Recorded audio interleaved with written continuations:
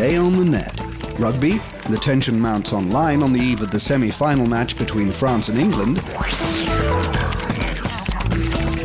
The web focuses on the immigration question.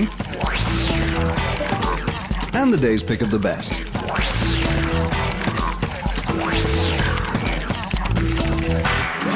France and England are driven by an ancient rivalry for the Rugby World Cup semi-final match.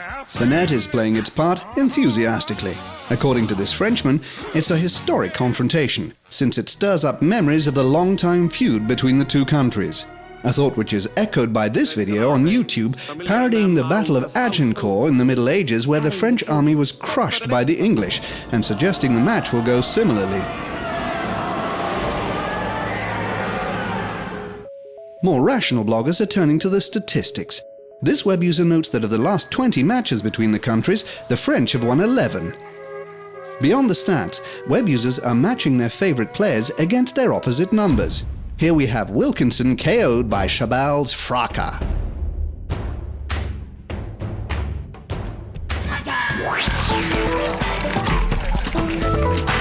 The opening in Paris of the National Immigration Center is accompanied by the launch of this web magazine specializing in the subject. As immigration is the subject of debate in France, the web is reminding us of its usefulness in numerous countries. Radio-Canada International is organizing an online competition for digital documentaries on immigration.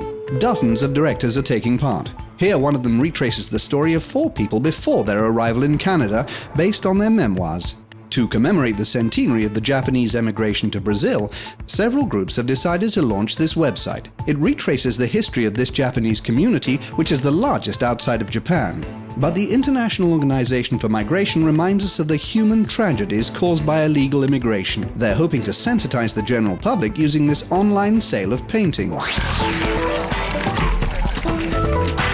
The gourmet employees of Silicon Valley have had enough of always being served the same stuff in the works canteen.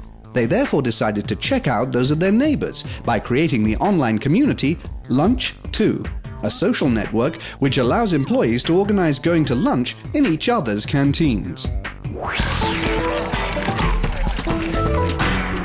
Is there such a thing as good or bad piracy? That's the question asked of numerous artists and producers around the world in this documentary. For their part, these Danish filmmakers allow free downloading and viewing of their work on the internet, but they invite the viewers to make donations to help finance their film. Medical engineer in Pittsburgh.